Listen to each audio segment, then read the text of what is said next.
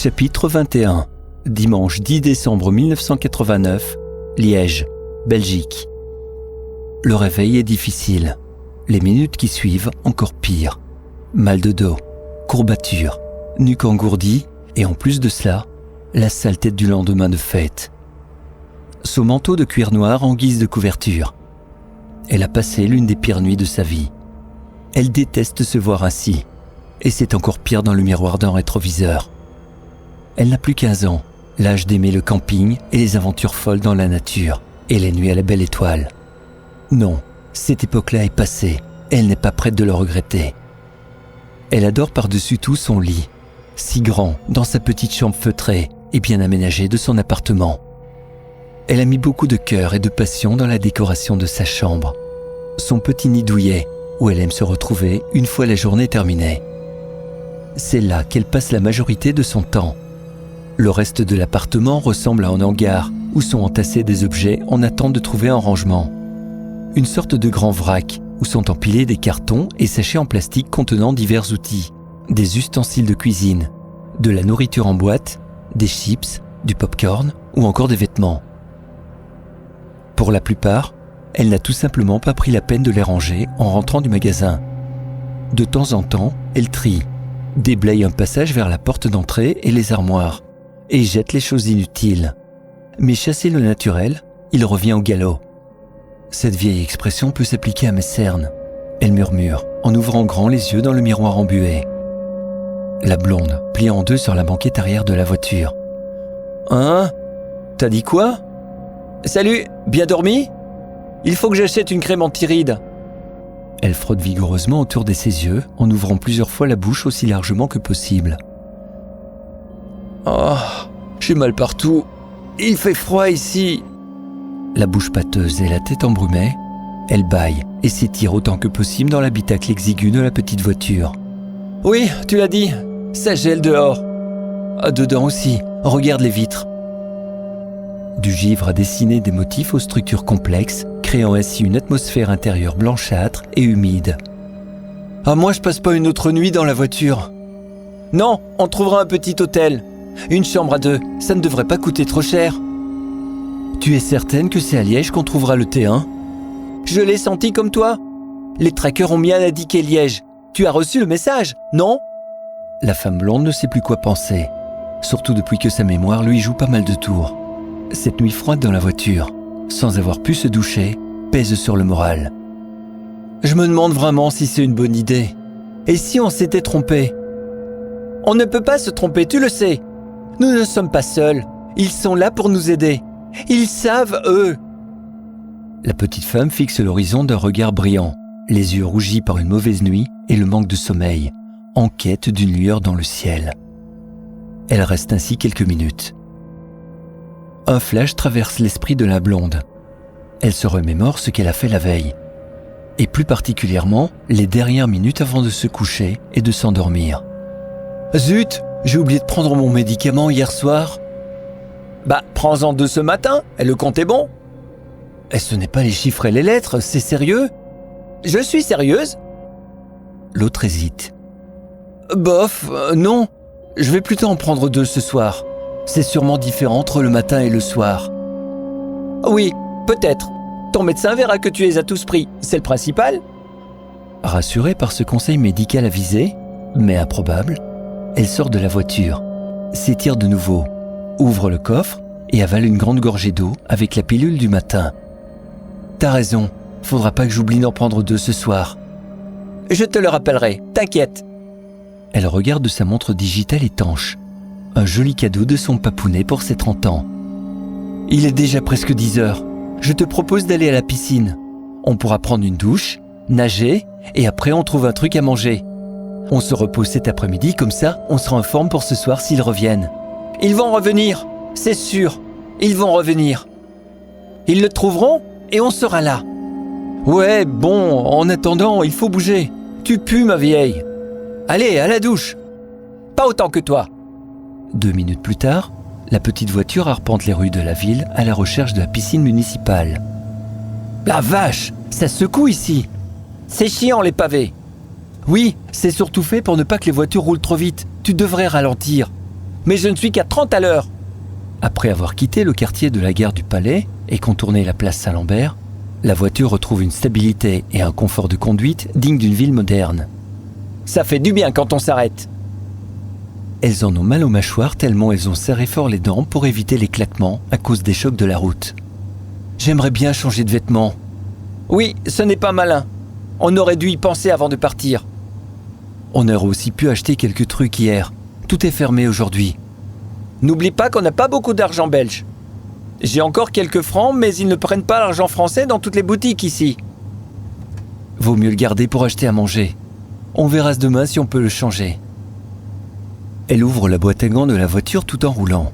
Regarde dans mon porte-monnaie, je crois qu'il y a 200 francs. Le petit porte-monnaie en cuir bleu contient 2 billets de 100 francs français, ainsi que quelques pièces. Bon, oublie les pièces, on ne peut changer que les billets. Ah mince, ça fait encore moins d'argent. Oui, je sais. Et toi, tu as combien? Oh, pas grand-chose, j'en suis certaine.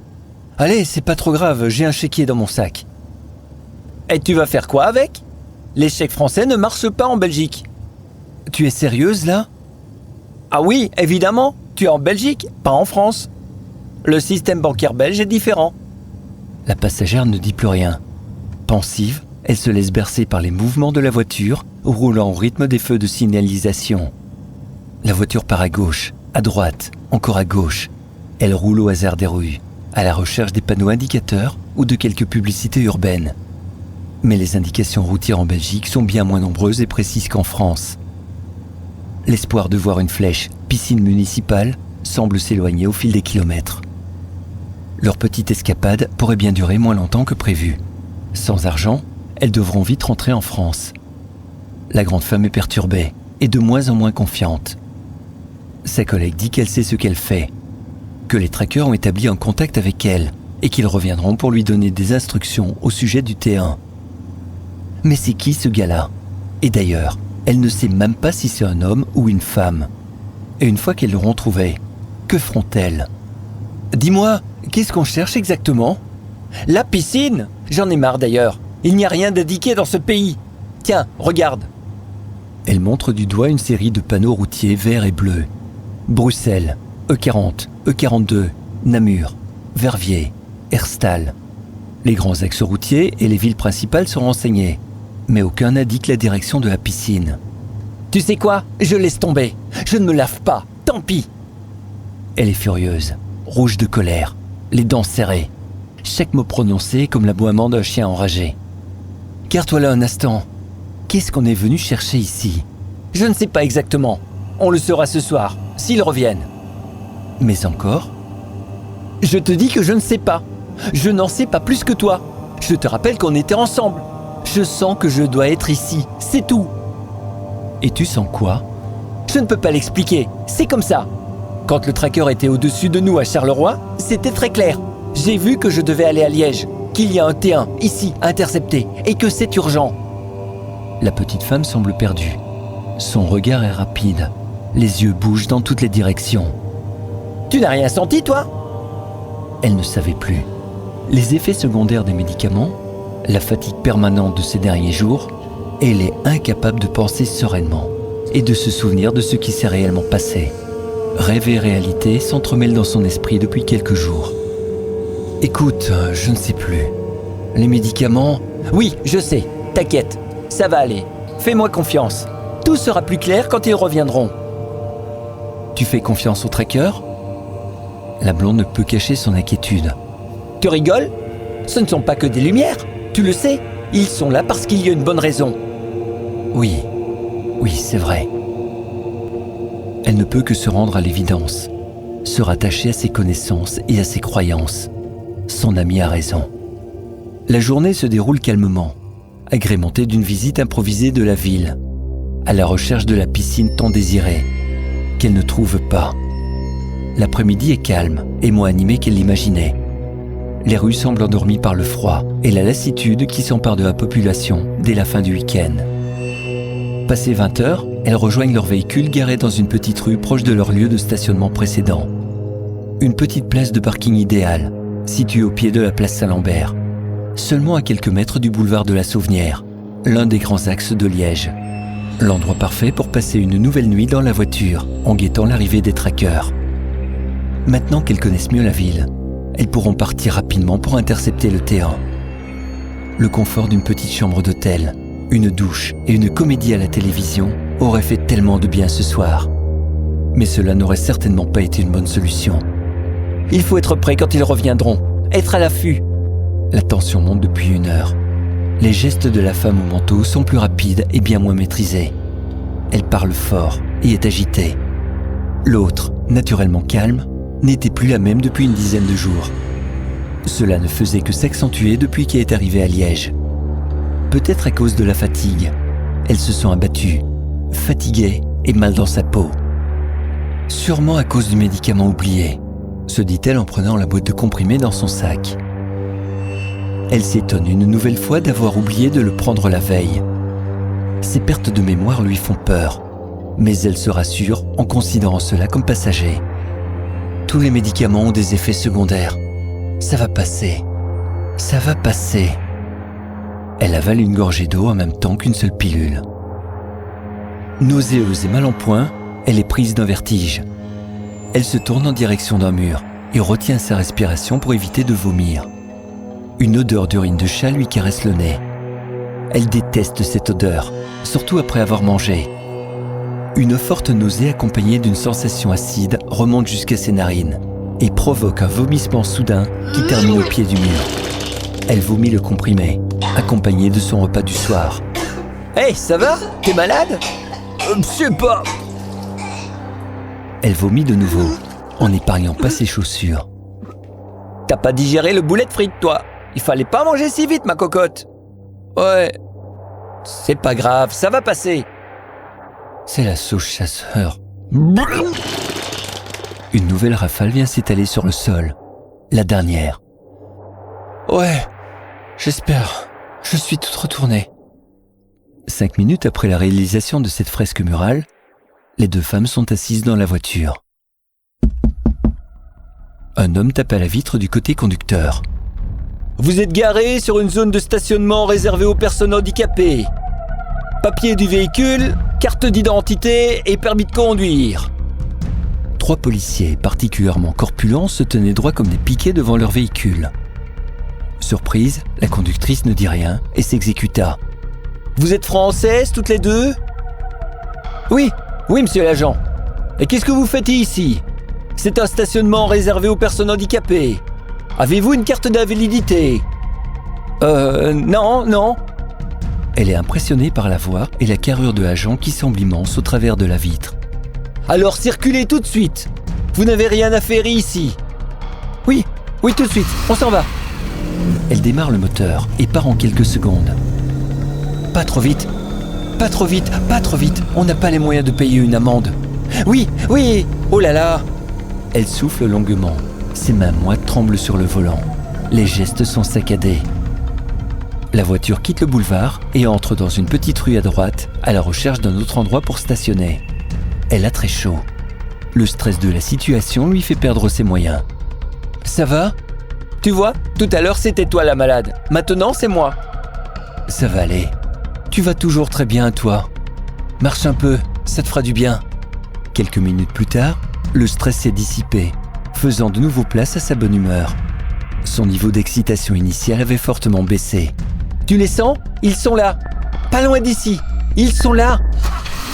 Elle démarre le moteur et le fait ronfler 2 fois. Attends, qu'est-ce qui se passe ? Où sont-ils ? Tu as eu un contact ? Non, mais je les sens. C'est plus qu'une impression. Je suis désolé, mais je ne sens rien. Qu'est-ce que... La voiture démarre en trombe et sort de la petite rue en grinçant des pneus. Doucement, où vas-tu ? Je suis le signal. Quel signal ? Ils sont là. Où là ? Là ! Elle pointe du doigt vers l'horizon noir d'un ciel sans nuages. Il n'y avait rien de visible. Après quelques minutes, la voiture ralentit et la conductrice semble désemparée, comme perdue. Elle ne sait plus où aller ni que faire. Elle gare la voiture sur le côté et sort prendre l'air. La grande femme allume la radio en espérant entendre des informations sur des objets dans le ciel de Liège. Les premières informations intéressantes arrivent au cours du flash de 21h. Des lumières ont été aperçues dans le ciel au-dessus de plusieurs villes de Wallonie et de Flandre, principalement dans la région de Liège. Ces objets volants non identifiés, se déplaçant à vive allure, font la une de l'actualité depuis les premiers témoignages du 29 novembre dernier. Les enquêtes en cours n'ont pas encore pu se prononcer sur leur nature, ou s'il s'agit de canulars. La police belge a déjà recensé plusieurs centaines de signalements d'ovnis aux quatre coins du pays. Ils sont partis. Ils ne sont plus là maintenant. La petite femme secoue la tête, l'air triste. Elle avait retrouvé un comportement normal, sans plus aucun signe d'excitation ni trouble apparent. On est justement garé devant un hôtel. On essaye ? Par chance, il reste quelques chambres libres. La femme blonde est ravie. Enfin, une bonne nuit dans un vrai lit, une douche et de la chaleur. Mais leurs moyens réduits les obligent à dormir dans la même chambre. Ce n'est pas grave, la nuit sera tout de même très bonne.